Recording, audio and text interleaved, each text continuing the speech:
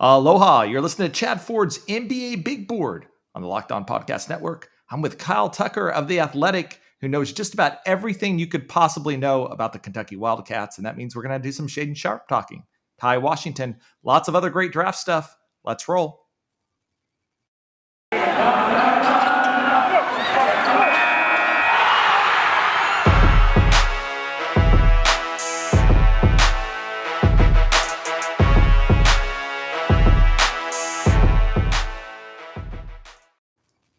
All right, and we're back with Kyle Tucker of The Athletic. Kyle, thanks for coming on NBA Big Board today. Yeah, man, good to talk to you. We've been connecting for a long time now. Long time. You've been covering Kentucky for a really long time, which means every year Kentucky is going to be in the conversation for the NBA draft. There were a few years that you and I were talking where they had like 5 first-round draft prospects. Looks like Duke might catch them this year. Finally on that, it's been a little rockier for the Wildcats the last couple of years as far as having a wealth of draft prospects. But it looks like for sure they've got a serious potential lottery pick this year in TyTy Washington. But that's not the big buzz, and that's not the big reason we're talking today. ESPN reports on Thursday that Shaedon Sharpe could be eligible for the 2022 NBA draft. I think the thinking before that was that he would likely be uneligible because he didn't meet the 2-prong requirement to be eligible for the draft. You have to be 19 years old. He actually meets that one. But you have to be 1 year removed from your graduation from high school, which we didn't think he was. But at least according to ESPN, he is. And so let's just start right there, Kyle, at the front. What are you hearing about his eligibility for the 2022 NBA draft? Yeah, I mean, that's going to be the thing. I think initially it was sort of put out as he is eligible for the draft, which is a little bit of a misnomer because he really can't be eligible for the draft until he's actually submitted, applied to be eligible, and the NBA has reviewed all of that and, rubber stamped it, I guess you could say.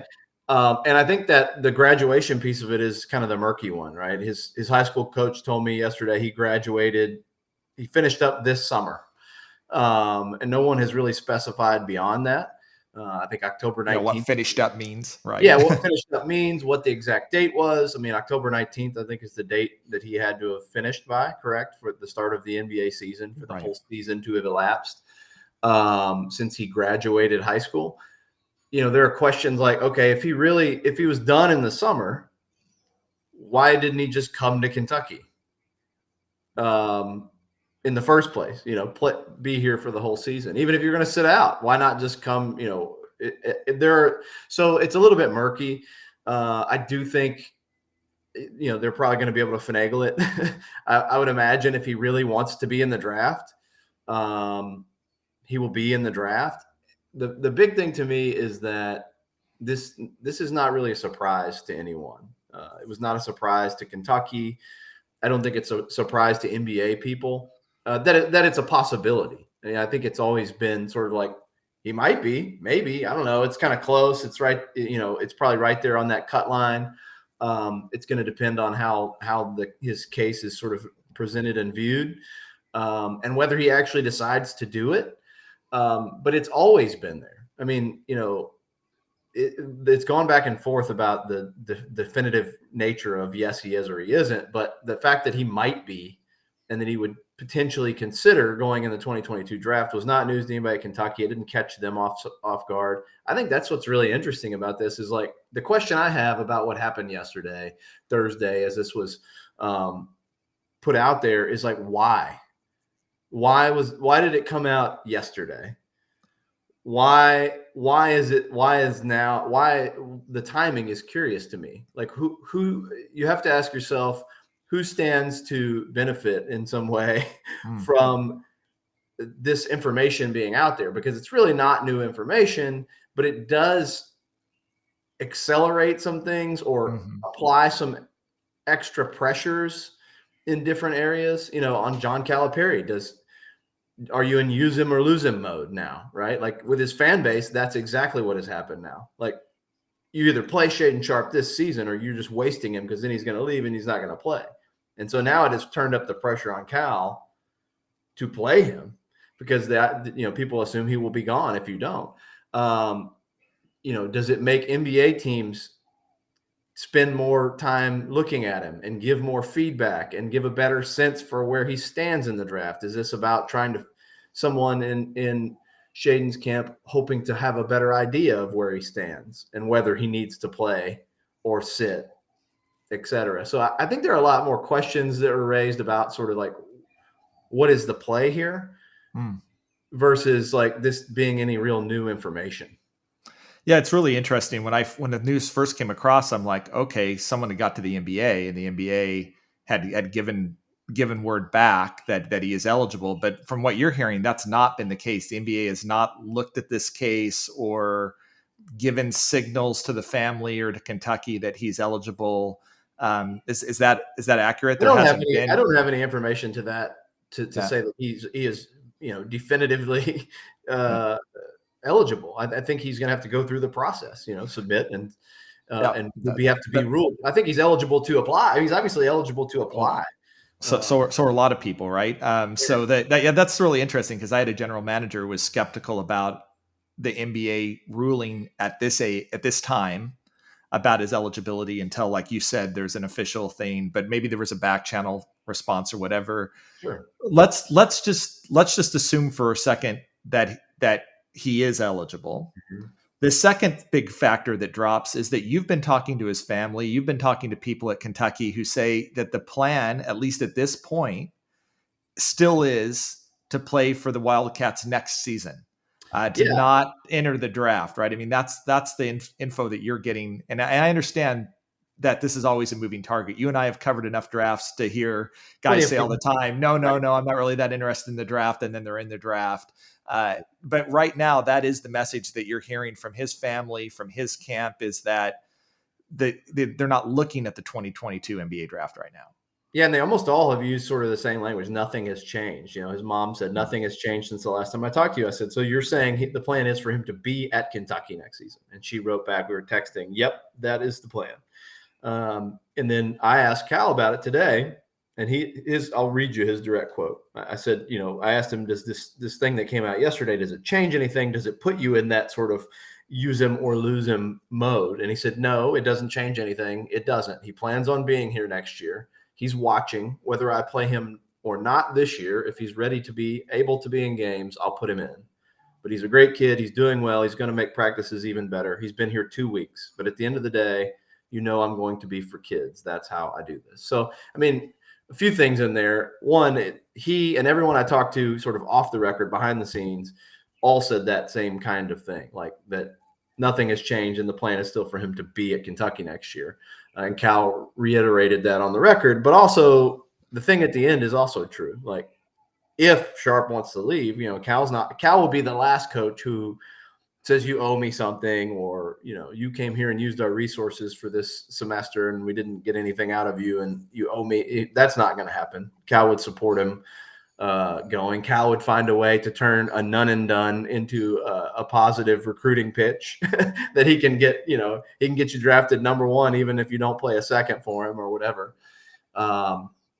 He's been through this before with Hamidou Diallo, who came. I don't think Hamidou was the same level of prospect as Shaedon, but he was a top 10 recruit, and he's a guy who now has latched on and is playing well in the NBA.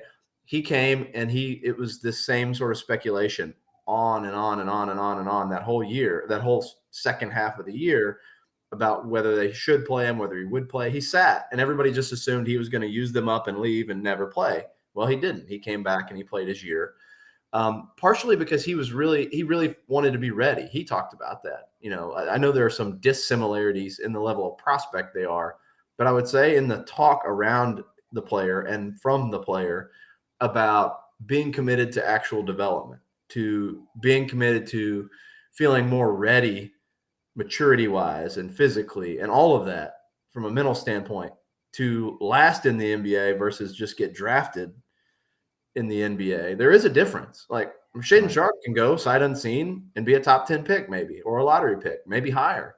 But what if he's completely unprepared for being in the NBA? Then that doesn't do him a whole lot of good in the long run. And I do think that there are people around him who really care about making sure that he's ready. I think he cares about making sure that he's ready. And so I think that's a factor. And this is a really convoluted conversation at this point. Like, who gets you ready better? Does playing college basketball get you ready? Does getting drafted and getting into the G League and a development team get you ready? There's so many questions here that are just difficult questions to answer, and it's different for different players. Are they mentally and ready for the Right. lifestyle of the NBA? Do they have the maturity to do it? It's going to be a really tough question. I'm always the cynic when it comes to this stuff because I've been doing the draft so long, to say the number of top 10 picks, and at least the NBA scouts that I'm talking to are projecting him as a top 10 pick in the 2022 NBA draft, in part because this draft is not considered by scouts to be quite as strong as the 2021 draft and the upcoming 2023 draft. So top 10 pick, it's pretty rare. It happens that guys decide to come back to school, but that's a lot of money. That's a lot of security. And he's gonna hear from NBA teams that we'd rather develop you Yeah. than letting Cal develop you Yeah. for a year. And so, and that's a really interesting narrative about what's going on. Are you hearing the same thing about his draft stock then, somewhere as a top Yeah. 10, maybe a lottery pick? He's a lottery pick, it Yeah. seems like, unless, and that also just brings up, like, is there any value for him to play this year? Like, because you could almost certainly only potentially tank yourself, right? I mean, Yeah. if you're him, unless you're just unbelievable. Yeah. But it's hard to think of a guy 18 years old getting dropped onto a moving treadmill in the middle of a season on a really good team that's already got chemistry, after 2 or 3 weeks, and suddenly just playing so well that he elevates from lottery pick to like number 1 pick. Yeah, that's a big. I'm with you. Question. That's the big question now. It's like a 10% upside and a 90% downside, to where he's at right now. And you look at some of the other heralded freshmen like Caleb Houston, for example, Patrick Baldwin Jr. or whatever, who come in and struggle and see their stock drop. We saw this with Brandon Boston last year in Kentucky, who was widely regarded as a top 10 pick and struggled and ends up falling into the second round. It's the risk is probably higher for him than the reward is of moving up a couple of spots in the draft. And as you pointed out, this is a Kentucky team that has a loaded backcourt already, who's playing well. So they don't necessarily need him to step in. All of those factors, to me, point to, if he's worried about his draft stock, if that's his primary concern, he'd do the. And it's so interesting because NBA scouts recognize that there's some sort of almost mental flaw here, that the guy that we don't see is more attractive than the guy that we see 100 times, right? Like, it shouldn't be the case, but it is what it is. And that certainly seems to be the case. Kyle, let me ask you one more question about him. What are you hearing from Kentucky just right now about, you talked about, I read your article in The Athletic, and for our listeners, you can check out Kyle, and he has a really great breakdown of a lot of this on The Athletic right now. He came into Kentucky not quite in great shape. Yep. He's been practicing, but not actually sort of like full scrimmaging with the team right now. What's going on there? Like, that seems odd for an 18-year-old to be showing up in January not in shape and not ready to go. Do you have is there a backstory there about why this is taking? Yeah, is taking the turn that it has just from a basketball standpoint. I think you assume if he wasn't with his high school team and he wasn't playing, AAU after July, that's a few months of, and who knows what kind of shape he was in the first place. I mean, he's so athletically gifted. Did anybody have him in like tip top shape? You would hope that people around him would be invested in keeping him in really good shape. But even his folks acknowledged he wasn't in good shape. It was going to take him a few weeks to get into that kind of shape. I mean, because he wasn't with the team. He wasn't, and the personal trainer, one on air and one on cones is not the same kind of training you're going to get, at Kentucky. And so, I don't think he was in good shape. I think there's just this element of I think part of the reason this is hard to get a handle on is nobody really wants to say too much. Like initially, it was like he's definitely not going to play, and now it's like everybody's kind of like, well, if he wants to, if he's ready, if he's needed, And Cal's kind of waffled on what he's wanted to say, and so you don't really know, like without really knowing just the unvarnished truth about what the whole conversation was between both sides going in, and if there was a concrete plan or not, because that is murky now. Right. It's hard to know why they've approached it this way. Why not just throw him in practice, let him sink or swim? Maybe because it would be disruptive if the guy's like completely clueless, and he's just running the wrong way and you're trying to run stuff. Cal doesn't run 3-hour practices. Maybe if he was one of those coaches who practices you into the ground and there was time for that, he runs a pretty snappy, efficient practice. And so, if you don't want to throw a guy out there that doesn't know what he's doing, I can understand that. But yeah, I mean, to that, the bigger point is like, how close would he be to play?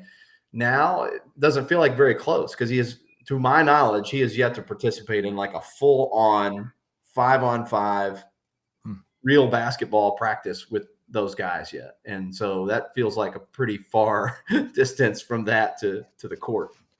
Final question on Shaedon Sharpe. What's your prediction? I've seen this on Twitter, but not from our listeners. I'm going to ask you 3 questions. Does he play for Kentucky this season?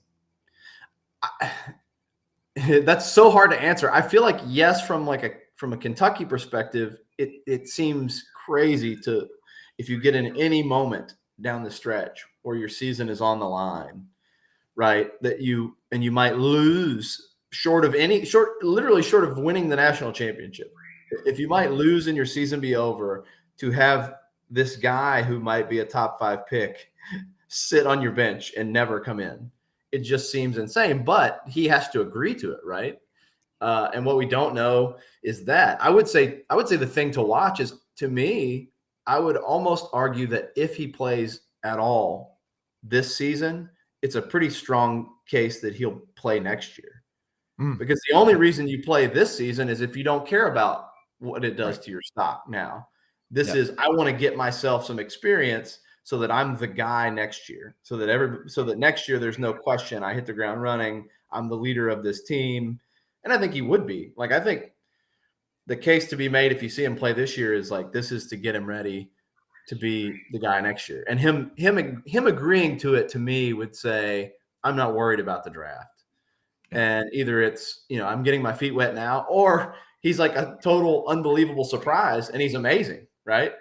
The other possibility is he's amazing. They go to the Final Four, contend for or win a national championship, and then not one person at Kentucky is mad that he leaves. But the real unknown is just how willing is he to do it based on this. I keep going back to, like, why did this story come out when it came out?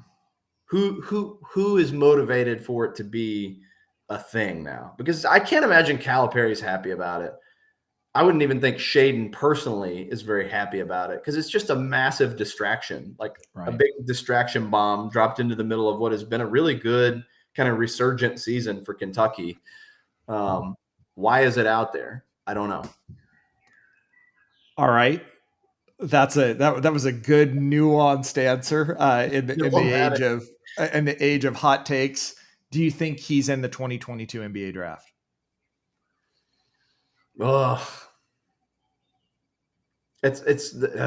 These are such hard questions to answer.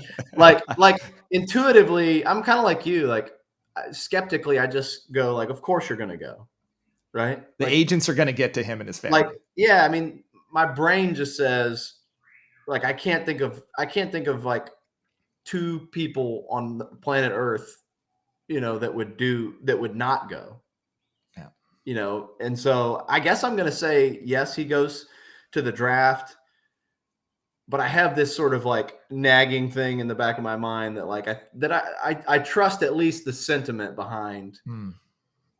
There are people, including Shaedon, who care deeply about him being ready and not just getting drafted high, like actually being ready. And I thought Hamidou would ghost him. I thought he would do that, and he didn't. And so there is some level of precedent for it. All right. So that sounds like, and I really like this answer. One, it sounds like you're saying, look, I'm trusting what the family's saying right now. but we also know that right now is not April and May, and things can change a lot. And guarantee the agents are going to be chiming in more than ever to his family right now. And I'm sure their advice is going to be, because I talked to several agents, is going to be, don't play a game Right. Right. and Well, come out one and let thing, us handle that. one thing I did want to throw out there, and it's in the thing that I wrote today. I have heard he is just killing name, image, and likeness. Like he is like the leader, I think, for Kentucky. He hasn't played a second for them. Nobody's even seen him in a Kentucky jersey, and he's already got a ton of name, image, and likeness deals. He can't do So them. money isn't the issue. Yeah, he can get, he can do those deals in Canada where he's a pretty big deal. And I think if he plays, it's even more. If he comes back next year, it's way more. I mean, if he defies the sort of the conventional wisdom and says like, I love you, Kentucky, I want to come back there. Like his level of popularity with Kentucky fans, you could write him a blank check. Still, a lottery pick's getting what, 10 to 12 million.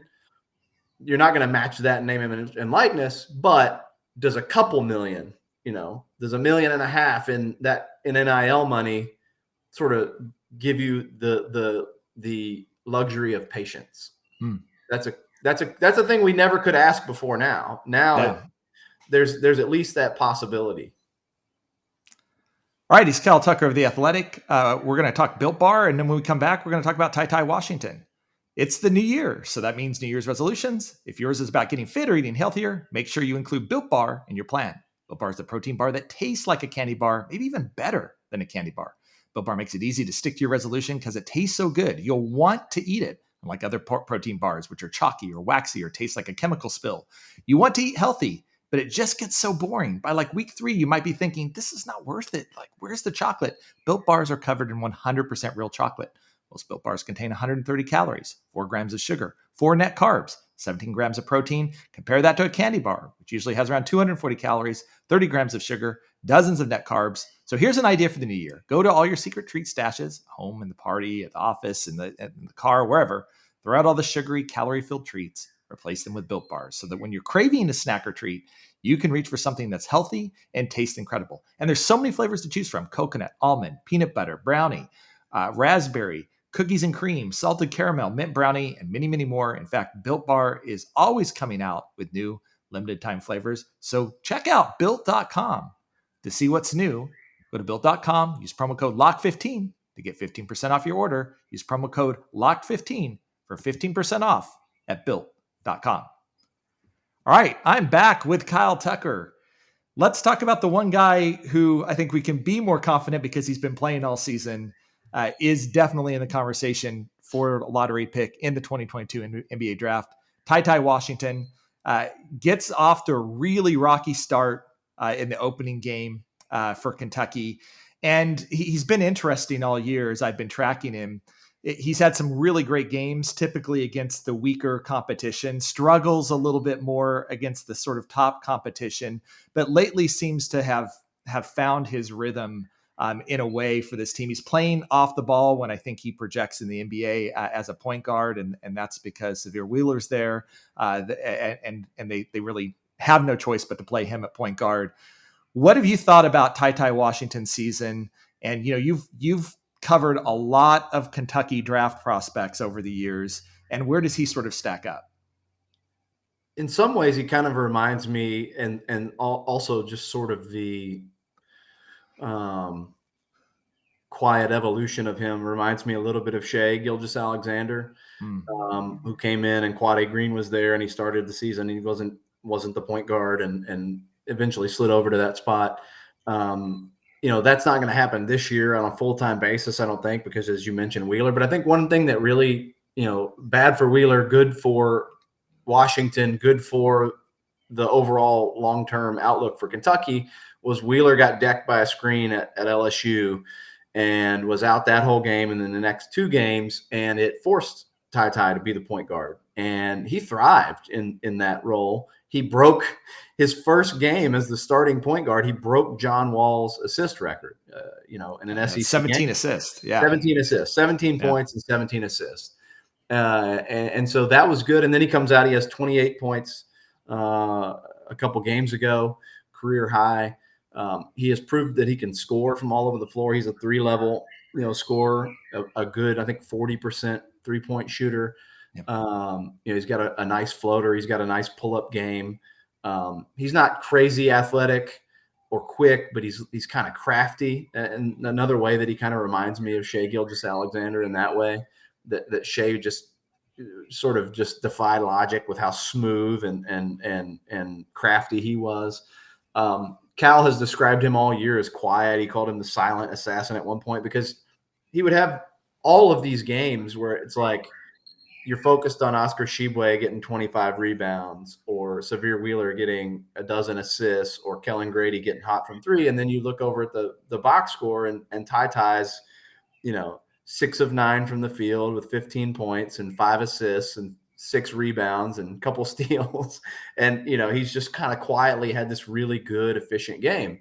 I do think that the Wheeler injury empowered him, though, and he looks a little more assertive now to me. He didn't have a great night the other night. Nobody did for Kentucky. It was kind of a weird night at Texas A&M. But I feel like since that happened, he understands now. He talked the other day about how teammates, he's on this weird Kentucky team too. He's the only freshman they're relying on. When is that that is very unusual. He's the only freshman. They've got another top 10 recruit, Daimion Collins, doesn't get off the bench. That never happened before. And so he's got 2 super seniors in the backcourt with him. Wheeler, who is a junior, who's now going to be two-time SEC assist leader back there with him. Oscar, who's a junior. He's got all these old guys. And I think there was an element for a change that the freshman star did not feel comfortable making it his team. Why would he? There's all these guys who played a ton of college basketball, but the Wheeler injury, he said, had those veteran guys coming up to him saying, like, it's okay, man. You can lead us. You're good enough. Like, this can be, your team. And he felt empowered by that. He felt empowered by Cal saying it. And so I think it's going to be interesting now that Wheeler is also available and back in his spot as a starting point guard. What does Cal do with him down the stretch? Because I do think there's the possibility that Wheeler shoots you out of a game or turns you over out of a game in the tournament. That was the Texas A&M game, yeah. And 8-9 turnovers. And I think their best bet is probably going to end up being putting the ball in, at least when it matters at the end, putting the ball in TyTy Washington's hands. And I think what his draft stock looks like at the end of the season will heavily depend on what does he look like in those moments, against the good teams in the do or die moments. And he did hit a couple. He wasn't on for the duration of the game, but he did hit the 2 biggest buckets of the game at the end against Texas A&M the other night. Tough, good-looking pull-up jump shots that were feathery. He's got a beautiful touch. Can he do that? Can he not be rattled in those moments? I think that if he does that, if he handles it, 1, Kentucky can go to the Final Four, and 2, I think certainly he's in the consideration as a top 10 pick in my book. I would view him very much in line with how people viewed Shai Gilgeous-Alexander, coming out. I think it's a really great take. And his stock is sort of right there on the top 10 bubble, somewhere between, the mid lottery or the late lottery to maybe cracking the top 10. And I think that is going to be the thing. I think the thing that scouts are still waiting to see is how he plays in those moments, especially against the elite teams and against elite athleticism. As you pointed out, that if there's sort of a weakness to his game, he's not the super explosive athlete that sometimes you would like to have at that position. And so how does he handle that athleticism defensively, offensively? Can he get by guys? Because I think the shooting is there. I think the poise is there a lot from him, like you talked about, as a quiet assassin. He's a really interesting prospect. And look, Shai slid to, I think, 11th in the draft. And clearly, if you go back to the redraft, that was a big mistake. Yeah. But he was a guy, they're similar too, in that, like, they were kind of in that same range coming out of high school. They were highly regarded, but you're talking about, well, actually, I guess by the end, TyTy had moved up quite a bit, but towards the end of their final seasons of high school, they were like in that 30 range, among high school prospects.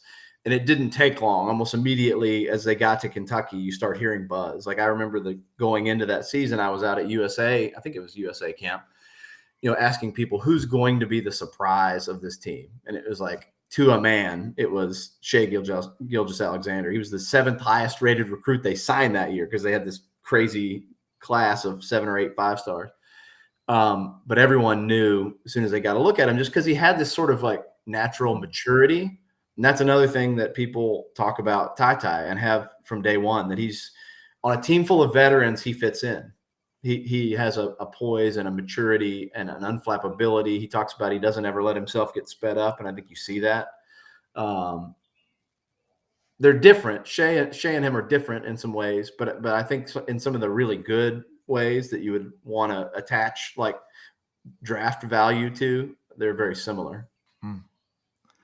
All right.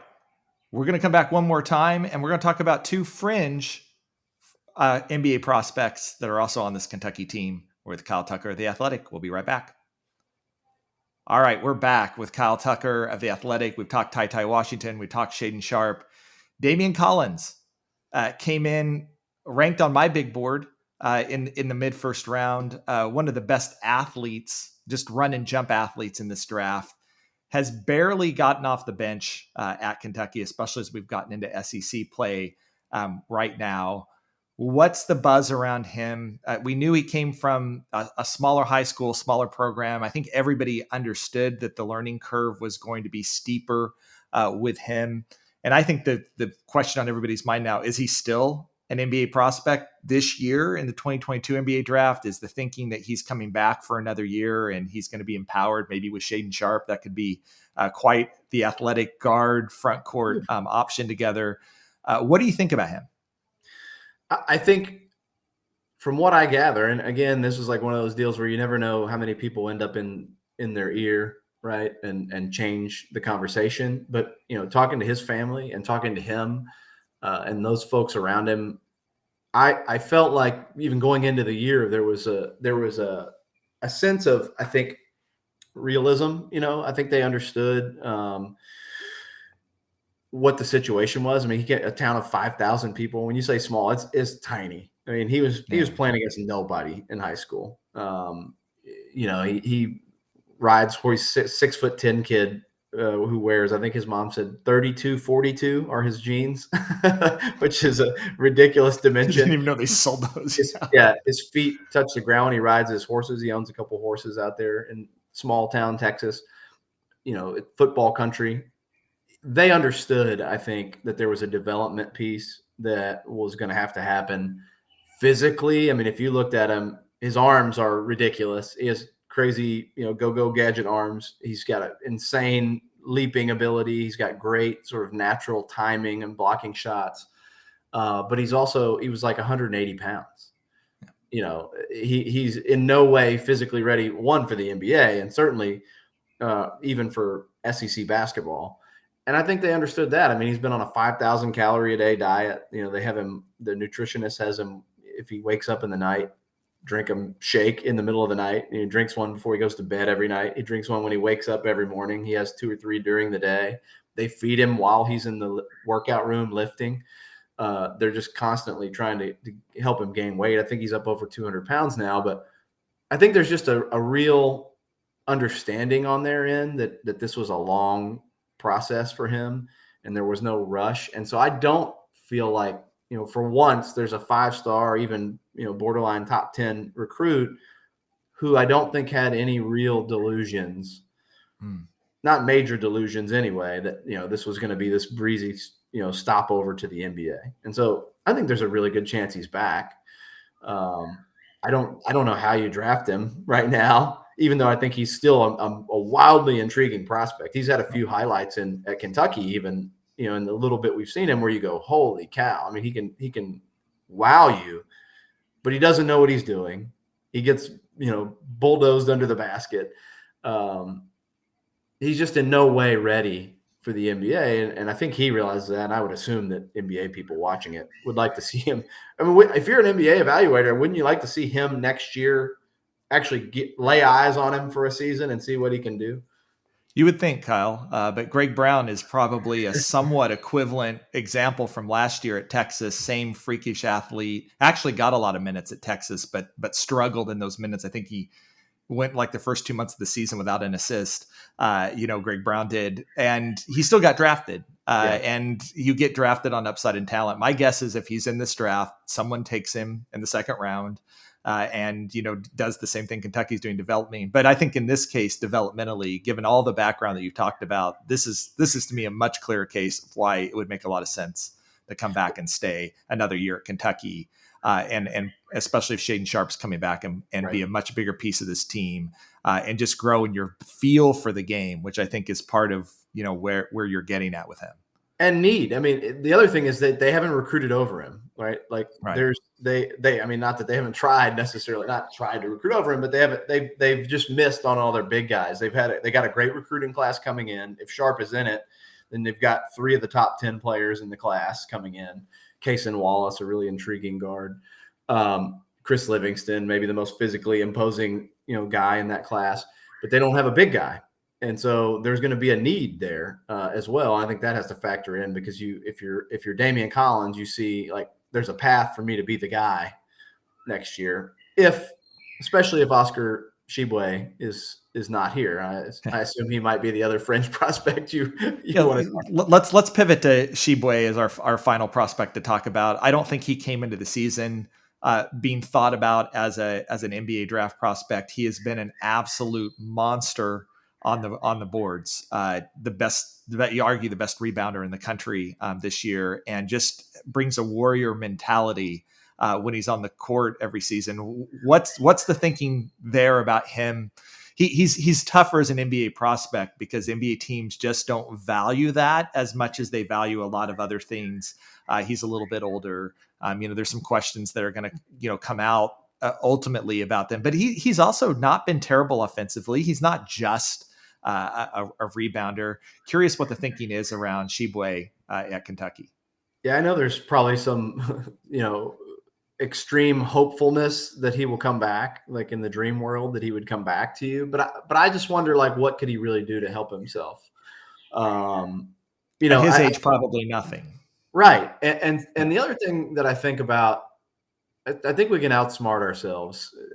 I think the NBA can outsmart itself sometimes. I understand all the other things they value. I understand that he's a 6'9", maybe big man. That he's not going to be stepping out and shooting threes for you, and that the game has changed. But I also wonder, like, if you could draft Dennis Rodman today, would you still draft Dennis Rodman? And there's one thing that he's good at, and he's not just good at it. He's not just even great at it. Like Oscar right now, in every way you could like measure it, is the best rebounder in college basketball in like 20 or 30 years. Rebound percentage, offensive rebound percentage, offensive rebounds. If you measure how his rebounding affects winning, how many more possessions he gives Kentucky, how many he takes away when he rebounds the first miss by an opponent.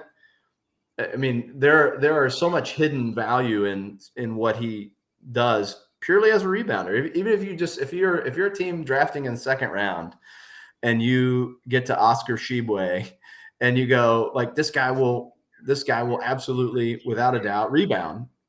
He may not do anything else, but he will rebound as well as anybody on the floor. Is there value in that? Surely there is, right? Is there not value in using a second round pick on the best college basketball rebounder in the last 25 years?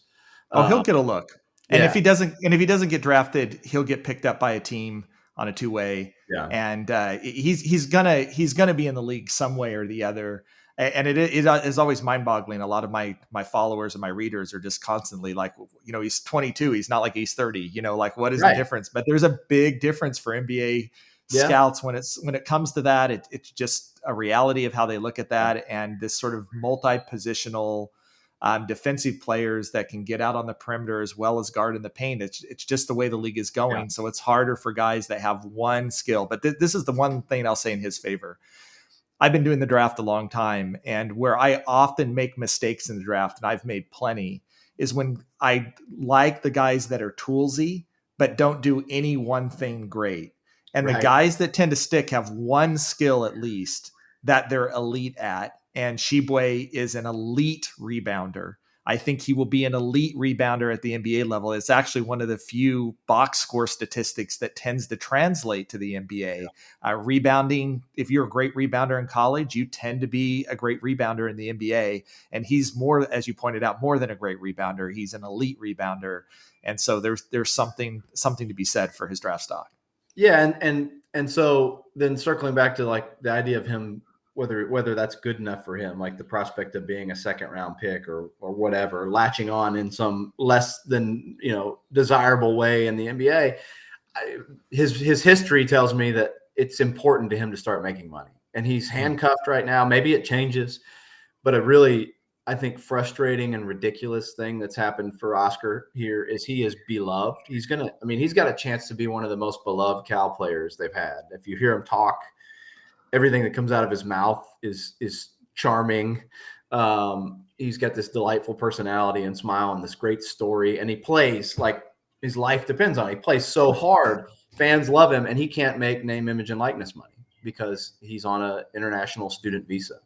And so, you've got multiple players on this team earning six figures, and the best player and the most likable player and the most marketable player on the team, the only thing he's allowed to do right now is cameos for $50 a pop.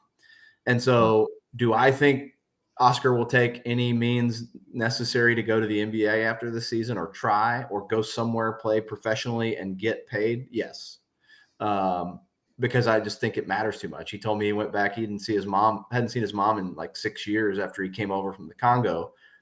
He told Calipari before the season, I need to go touch my mom. I need to go see her and be with her.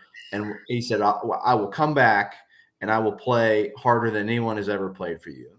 And so they let him go over there. He actually got stuck. He had a visa issue and got stuck, and it was a little harrowing for a while. But what he saw over there was his mom and 10 people living in a space about the size of his dorm room at Kentucky. And it matters a lot to Oscar. If you watch him play like his life depends on it, I think he thinks a lot of people's lives depend on it. And so it's hard not to root for Oscar, and it's also hard for me to imagine Oscar being anywhere but chasing a professional career after this season. Awesome stuff from Kyle Tucker. Make sure you check him out. There's his Twitter handle right there, Kyle Tucker _ATH. Check him out at The Athletic, where you're going to get this deep insight on these prospects and everything Kentucky all year. Kyle, it's always a pleasure. You're the best at what you do, and I really appreciate you taking the time to come on the podcast. Appreciate it, man. Thanks for having me. All right. You've been listening to Chad Ford's NBA Big Board on the Locked On Podcast Network. Aloha.